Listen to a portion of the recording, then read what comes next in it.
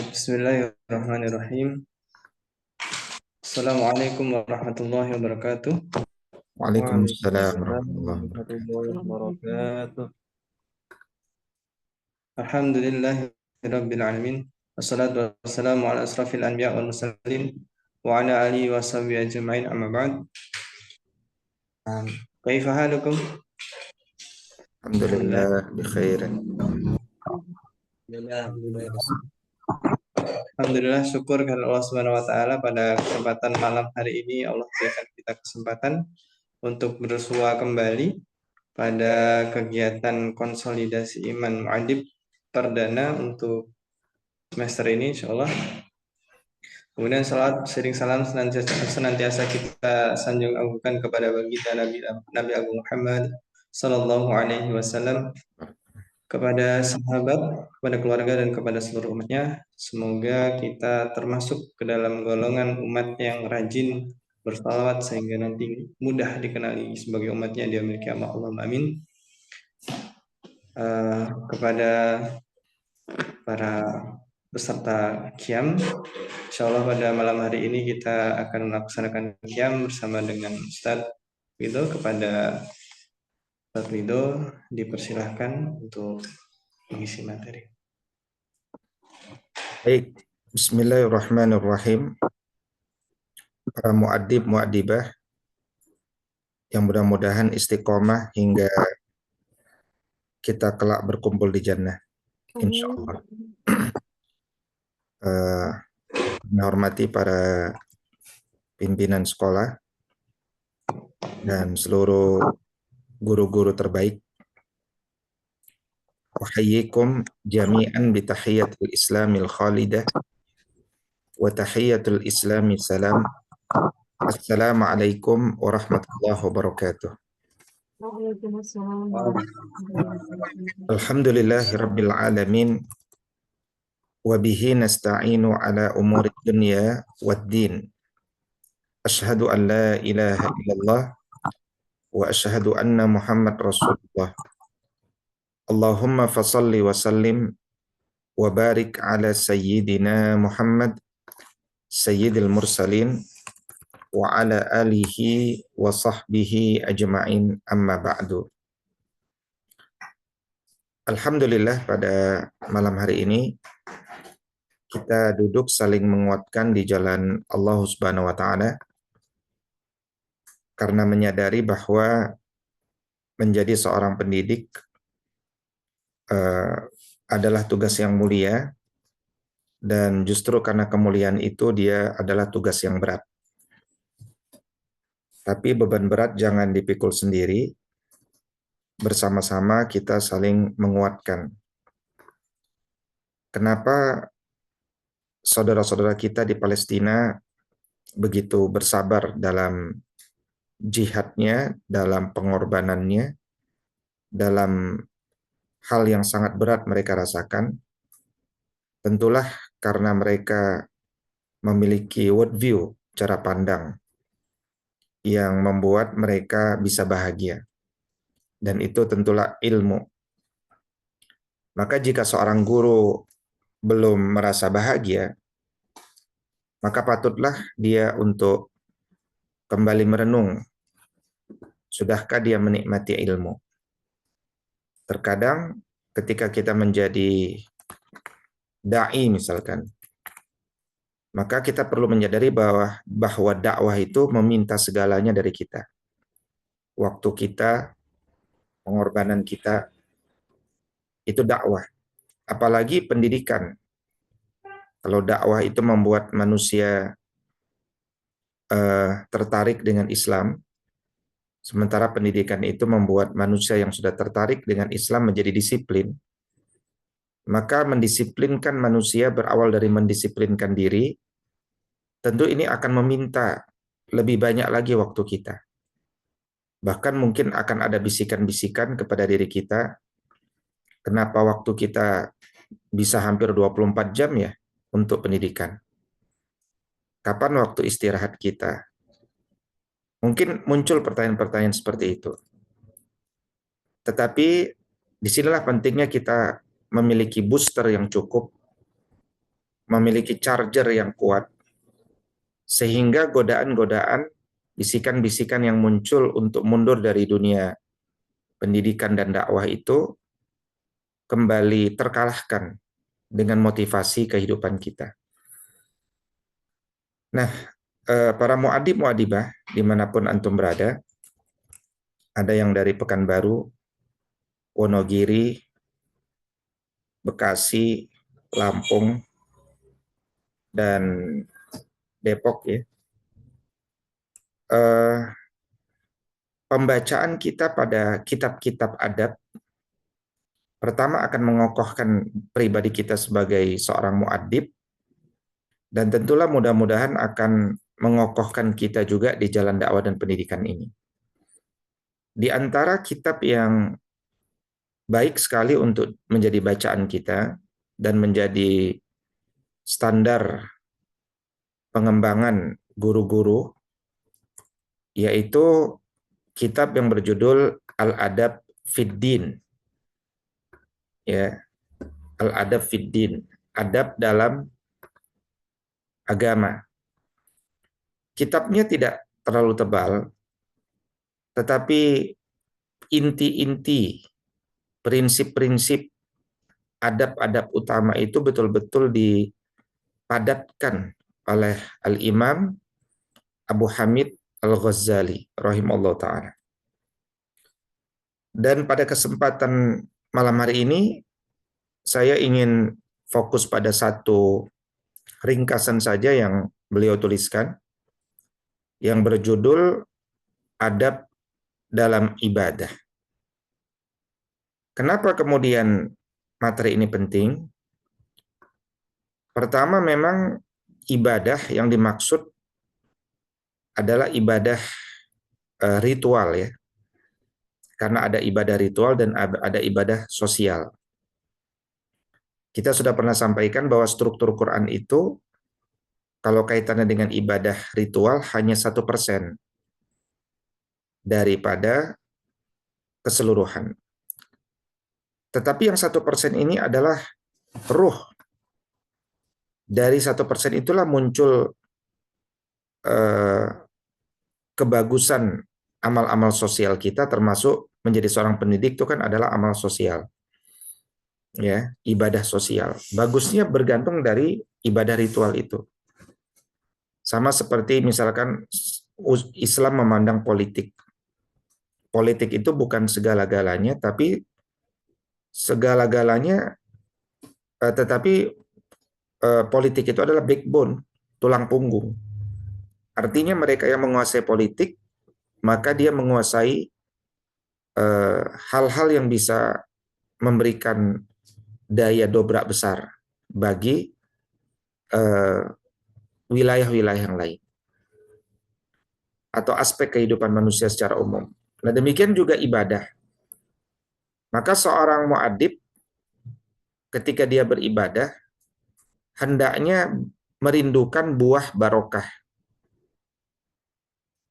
Karena barokah daripada sebuah ibadah akan melahirkan ketenangan, solusi. Karena itulah dia perlu dikerjakan dengan penuh kekhusyuan. Dan kita telah memahami bahwa adab dalam menuntut ilmu, adab itu bisa dimaknai belajar cara belajar. Kalau adab dalam ibadah bisa dimaknai beribadah sebelum beribadah. Jadi ada bentuk ibadah yang perlu kita hadirkan sebelum kita ibadah. Sehingga ibadah ritual yang kita lakukan itu betul-betul bernilai atau mengundang barokah. Ya, barokah tadi. Kalau kita rajin beribadah tapi jiwa tidak tenang, kita punya masalah tidak melahirkan solusi, atau kita sholat tapi tidak pernah hadir khusyuk, nah tentu ada persoalan di sana. Ya, tentu ada persoalan di sana. Nah, muadib-muadibah yang saya muliakan karena Allah, ada 3 teks sebenarnya, tapi nanti kita lihat cukup sampai di mana pembacaannya. Ya. Yang pertama, adab dalam beribadah. Ustadz Supriyadi Tagih, LC, mahasiswa di Rosa, Magister di Rosa UIN, Jakarta. Boleh dibacakan paragraf ini? Persilakan. Sambil dibacakan artinya.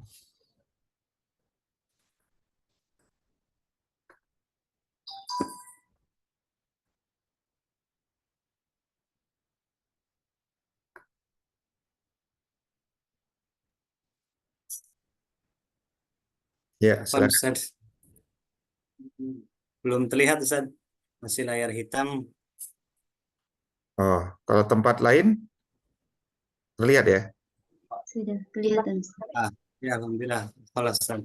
Khalas ya, tafadhal. Alhamdulillah.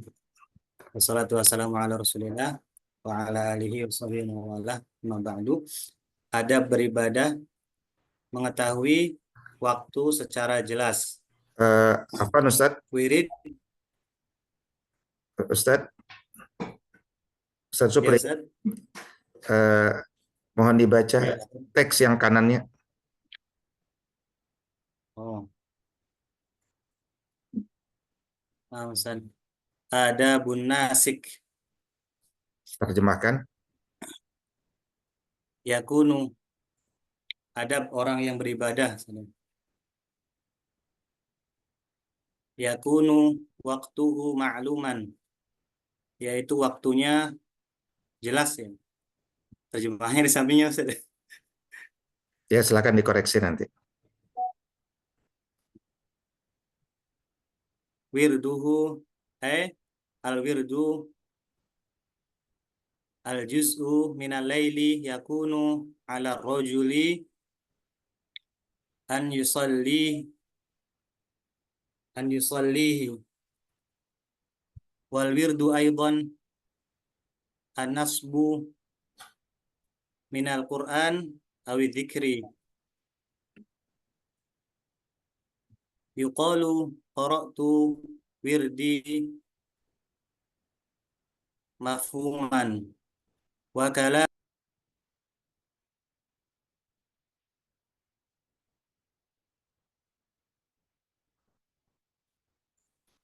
Putus ya?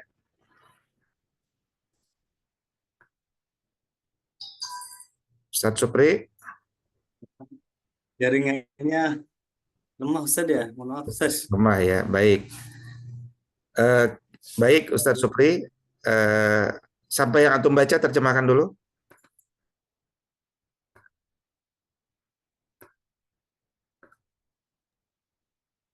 Anda baca di sampingnya Ustaz.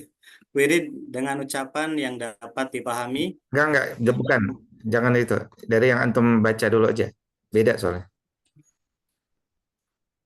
Oh ya, yakun waktuhu ma'luman, waktunya jelas diketahui. Wirduhu atau wiridnya atau waktunya juz'u minal laili, yaitu di sebagian malam. Yakunu ala rajuli an yusallihi, seorang lelaki hendaknya sholat di waktu malam.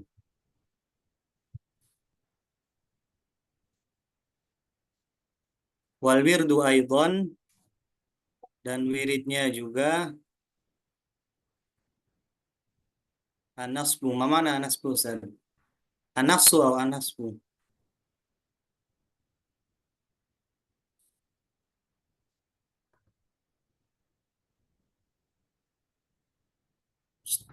An-nafsu nas minal Qur'an, dari Al-Qur'an, awi dzikri atau zikir.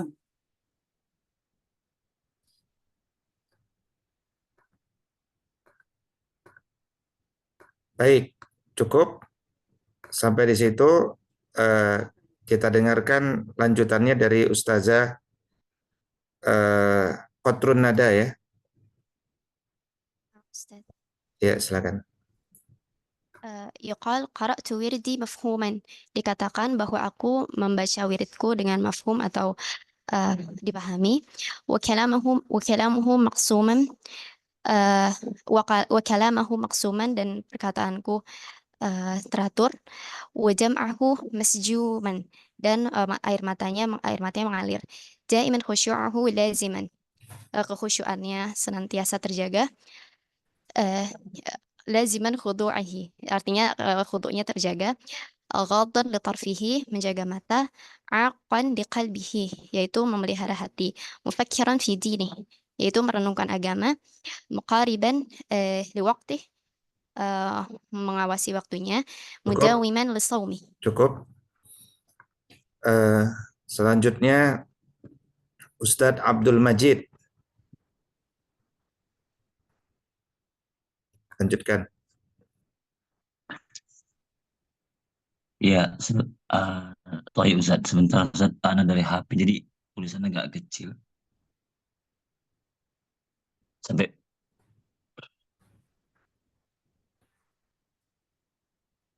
Sampai mufakkiran dinihi Muraqaban li waqtihi mudawaman li sawmihi sahiran fi laili. Diartikan lagi.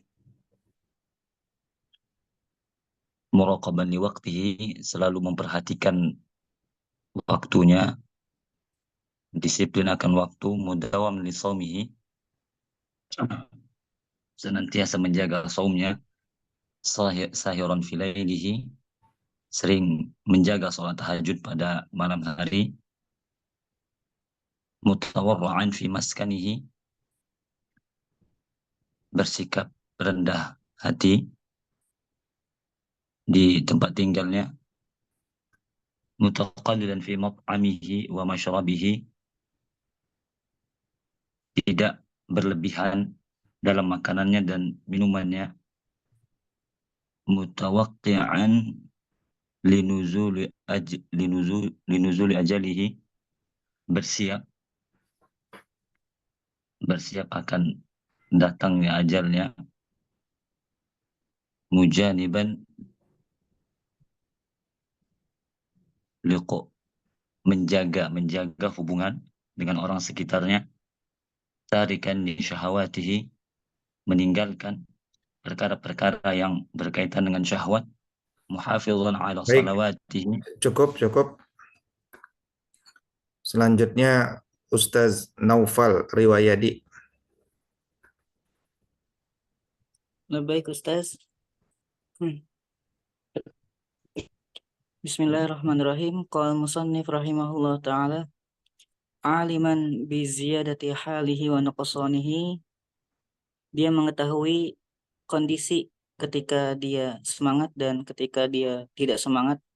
La yahtaju ila ilmi ghairihi ma'a ilmihi bihalihi, dia tidak memfokuskan, dia tidak butuh ila ilmi ghairihi, kepada ilmu selainnya, ma'a ilmihi bihalihi, yang tidak sesuai dengan apa yang terjadi. Baik. Jazakumullah khairan. Jadi banyak sekali secara padat satu paragraf ini ditulis oleh Abu Hamid Al-Ghazali di masa Bani Seljuk untuk mengingatkan di masanya agar menegakkan adab dalam beribadah. Padahal di masa itu Islam sedang menang dalam kepemimpinan Sultan Malik Shah, ada wazir yang soleh, Nizamul Mulk, tetapi ternyata pembahasan tentang ini penting, ya, apalagi di masa kita hari ini, di mana cita-cita kita menegakkan peradaban. Kalau di masa Abu Hamid Al-Ghazali, peradaban sedang tegak. Pembahasan adab beribadah penting, apalagi di masa kita ketika kita buat sekolah-sekolah kita pun tujuannya untuk menegakkan peradaban itu. Nah, saya ingin memberikan motivasi untuk diri saya pribadi bahwa ketika kita berbicara tentang ibadah, Saya coba kontekstualisasikan dalam kehidupan kita sehari-hari. Hendaknya kita mengetahui waktu-waktu beribadah itu secara jelas. Misalkan kita memulai pendidikan setiap hari pukul 6. Kita berangkat dari rumah menuju sekolah kita. Maka yang ada di kepala kita sebenarnya adalah ada waktu ibadah. Yang pertama, jelas yang wajib. Ada waktu zuhur, pukul 11.57 waktu Indonesia Barat, misalkan, di Jakarta. Ada juga waktu sholat duha, yaitu mulai pagi sampai siang. Yang terbaik adalah sekitar pukul 8 atau pukul 9, ya, ketika anak unta sedang kepanasan. Maka ada mindset ibadah yang terukur dengan waktu. Sehingga seorang muadzib dia berpikir bahwa sambil menunggu waktu sholat itu, maka aku lakukan ibadah yang namanya mengajar. Dan ibadah mengajar tentu ada pelajarannya, ya, baik pedagogik, andragogik, dan seterusnya. Tetapi orientasi kita adalah pada sholat itu sendiri. Karena ujung daripada pendidikan kita, salah satunya adalah membuat murid-murid kita cinta dengan sholat. Dan tergerak hatinya untuk sholat sehingga terbiasa sholat. Kan gitu. Maka gerakkanlah iman kita untuk mencintai sholat dan kemudian bersegera dalam sholat. Sehingga ketika waktu sudah mendekati pukul 11.57, kita hendaknya telah mempersiapkan diri kita dengan wudhu mungkin sebelumnya. Ya, misalkan kalau di sekolah-sekolah Bapak Ibu, mungkin kamar mandinya mungkin sedikit, sementara yang mau wudhu banyak, maka patutlah kita wudhu jauh-jauh hari, jauh-jauh waktu, misalkan jam 11 kita sudah wudhu, ya kan? Atau setengah 12 sudah wudhu, karena kalau antum wudhu jam 11.57 ya sudah pasti ngantri gitu. Nah, perhatian kita pada waktu sholat itu penting, karena begitu kita menikmati, energi kenikmatan itu yang nanti kita bagi kepada murid-murid kita gitu. Ya, begitu juga dengan waktu sholat duha, ya, waktu sholat asar misalkan kalau sekolah kita sampai asar. Jadi ada gambaran yang jelas di kepala kita tentang manajemen waktu harian. Dan itu disukseskan. Cirinya apa? Kita berusaha dapat mendapatkan takbir yang pertama dari sholat berjamaah. Itu kan kisah sukses harian namanya. Yang kedua, semua orang wirid. Atau minimal kita melihat banyak orang wirid. Tetapi banyak orang wirid dengan wirid yang tak mudah difahami. Tidak jelas kalimatnya. Oke, kita tidak usah bicara wirid, doa saja. Banyak orang berdoa, imam berdoa, tapi kalimatnya nggak jelas. Karena nggak jelas, seluruh makmum tinggal bilang amin, gitu kan? Amin. Ya, entah apa yang diucapkan, kita udah sikoh aja percaya sama imam, ya, sama imam. Nah, maka hendaknya kalau para muadzib memimpin sholat, memimpin zikir, memimpin wirid, ya, apalagi ketika jadi pemimpin, ya, hendaknya dia membacanya dengan bacaan yang mudah difahami. Dan itu karena kebiasaan dia ketika wirid sendirian. Ketika wirid sendirian pun dia baca dengan ucapan yang mudah difahami. Kalamnya teratur, air matanya mengalir. Kok bisa air matanya mengalir? Karena kalamnya teratur. Karena ucapannya difahami. Kalau ucapannya nggak dia pahami, kalamnya tidak teratur, mustahil kan dia bisa menangis. Gitu. Kita para muadzib mungkin tidak semuanya bisa bahasa Arab. Tetapi minimal bacaan-bacaan sholat yang kita baca, itu hendaknya kita pahami. Dan di dalam adab tahajud ya, pada teks-teks berikutnya, Al-Ghazali mengatakan, kejarlah kekhusyuan itu dengan memahami bacaan sholat. Ya. Dan beliau mengucapkan itu di zaman di mana orang semua berbahasa Arab. Artinya bukan kepada kita orang Indonesia, kepada orang Arab.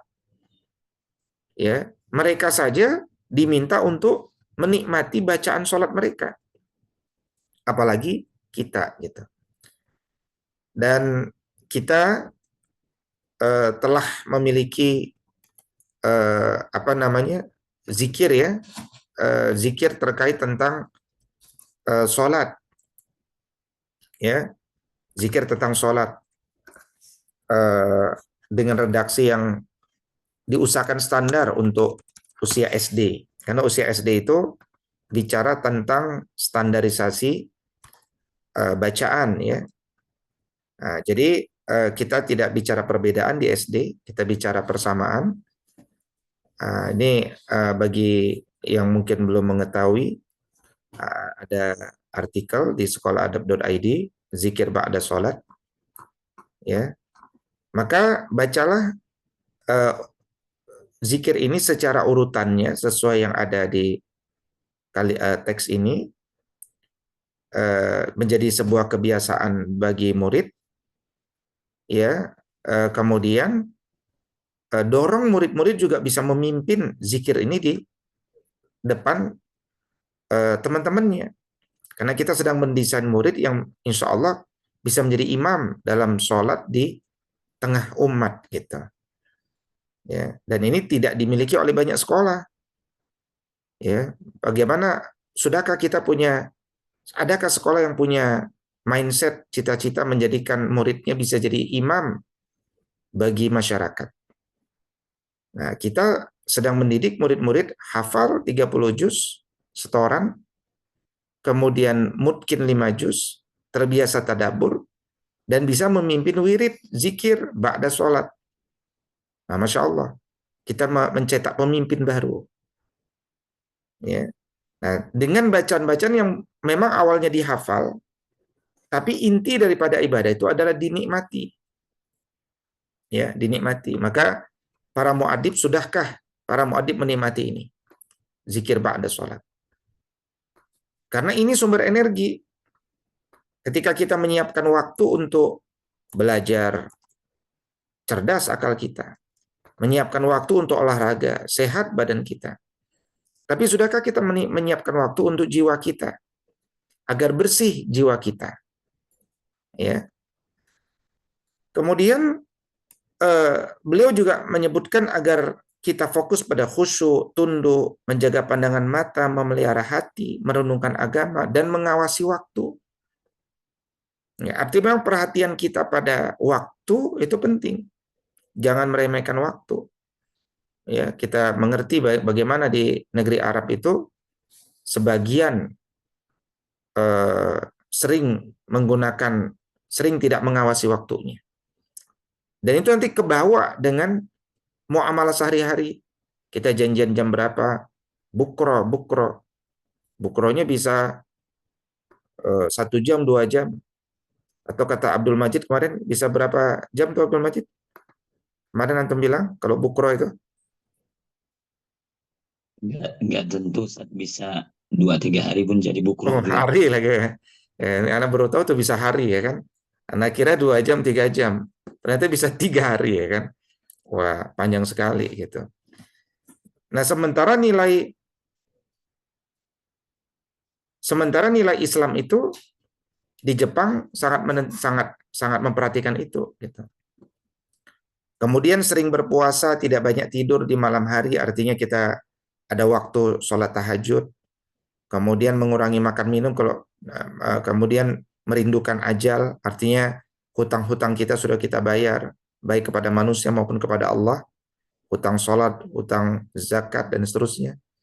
Ya, dan kita yang paling tahu tentang apa yang menyebabkan kita naik dan turun dalam keimanan. Maka pelajarilah, seriusilah ilmu tentang apa-apa yang bisa menguatkan diri kita untuk terus berkomitmen di jalan dakwah dan pendidikan. Pukul 8 lebih 19 waktu Indonesia Barat. Kira-kira itulah pembacaan teks kita pada malam hari ini. Mohon doanya agar saya bisa beribadah secara lebih baik, dan saya doakan antum semuanya agar fokus dalam ibadah, karena dia adalah charger bagi kerja-kerja rutinitas, kerja-kerja peradaban, kerja-kerja napak tilas kenabian, yaitu dengan menjadi seorang muaddib. Saya doakan berkah yang banyak buat Bapak Ibu Ustaz-Ustazah semuanya, baik kepada Ustadz Yudi Farhan di Bengkulu, Ustazah Nur Amanah di Pekanbaru, Ustazah Dewi di Lampung, Ustazah Darmi di Wonogiri, dan seluruh Ustazah di Depok, di Bekasi, di Lampung. Mudah-mudahan Allah ridhoi kebersamaan kita. Aqulu qouli hadza wa astaghfirullah li wa lakum. Assalamualaikum warahmatullahi wabarakatuh. Waalaikumsalam warahmatullahi Salam. wabarakatuh. Jazakallah khair, Ustaz. Jazakallah Ustaz.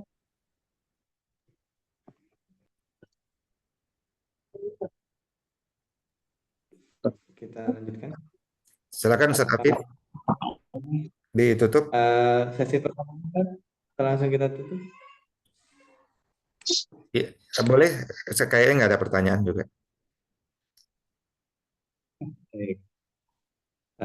Insya Allah kita cukupkan untuk kegiatan camp pada malam hari ini. Semoga dari yang kita dengar dan kita catat tadi ada poin-poin yang bisa kita perbaiki dan kita maksimalkan kembali agar kita semua bisa mencapai cita-cita sebagai muadib terbaik.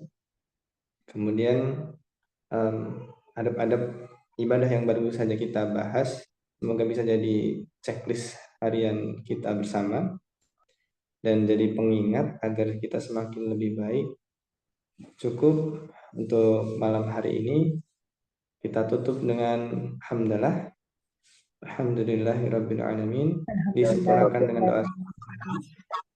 Subhanakallahumma wa bihamdika.